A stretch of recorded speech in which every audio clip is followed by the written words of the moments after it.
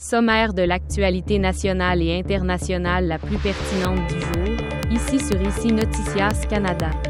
Avec sa présentatrice Angelica Sifuente.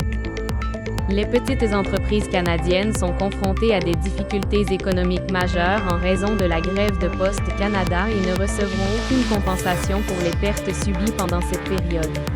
La grève, qui a duré plusieurs semaines, a coûté au secteur des petites et moyennes entreprises, PME, environ 76 millions de dollars par jour, avec un impact total dépassant le milliard de dollars, selon la Fédération canadienne de l'entreprise indépendante, FCEI. La grève des travailleurs de Poste Canada, qui a débuté le 15 novembre 2024, a des répercussions importantes sur la livraison des colis et du courrier à l'approche de la période de Noël, l'une des plus chargées de l'année. La situation est critique pour les consommateurs et les entreprises, car de nombreux colis de Noël pourraient ne pas arriver à temps. Poste Canada fait face à des défis opérationnels en raison de l'arriéré de colis et de l'absence d'entente significative dans les négociations.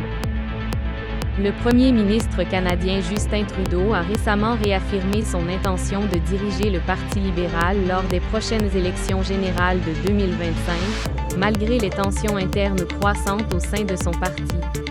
Lors d'une conférence de presse à Ottawa, Trudeau a déclaré qu'il continuerait à diriger le parti malgré la pression de plus de 20 députés libéraux qui ont réclamé sa démission en raison de la baisse de popularité de son gouvernement.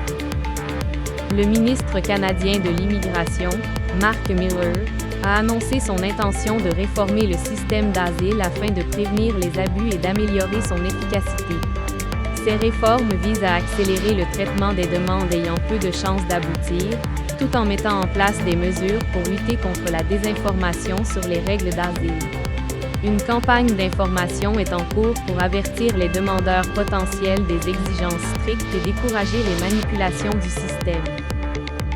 Israël mène des actions militaires et diplomatiques importantes contre des groupes militants islamistes dans le cadre d'une stratégie visant à remodeler le paysage au Moyen-Orient. Ces initiatives comprennent des frappes ciblées contre les dirigeants du Hamas et du Hezbollah, ainsi que des efforts visant à affaiblir l'influence iranienne dans la région. Les opérations militaires ont notamment consisté en des bombardements à Gaza et des affrontements dans le nord d'Israël contre le Hezbollah, qui a lancé des roquettes sur le territoire israélien, déplaçant des milliers de personnes.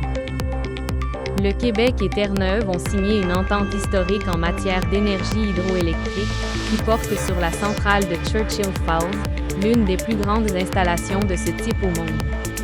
Cette entente vise à remédier aux inégalités du contrat initial signé en 1969, qui a généré des milliards de dollars de profit pour Hydro-Québec tout en laissant à Terre-Neuve-et-Labrador une part beaucoup plus faible des revenus.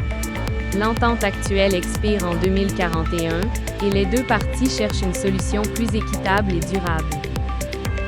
Le Canada envisage d'instaurer des taxes à l'exportation sur le pétrole, l'uranium et la potasse en réponse possible aux tarifs douaniers de 25% que l'ancien président Donald Trump a proposé d'imposer sur les importations en provenance du Canada. Cette mesure fait partie d'une stratégie de représailles économiques que le Canada a déjà employée pendant le mandat précédent de Trump. À l'époque, les tarifs douaniers réciproques canadiens visaient des produits américains emblématiques comme les motos Harley-Davidson et le whisky Bourbon, ce qui a entraîné l'élimination éventuelle des tarifs américains sur l'acier et l'aluminium canadien. N'oubliez pas de vous abonner à notre chaîne YouTube et de nous suivre sur Facebook sous le nom Ici Noticias Canada.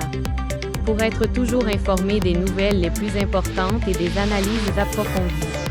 Merci de nous avoir choisis comme source d'information de confiance.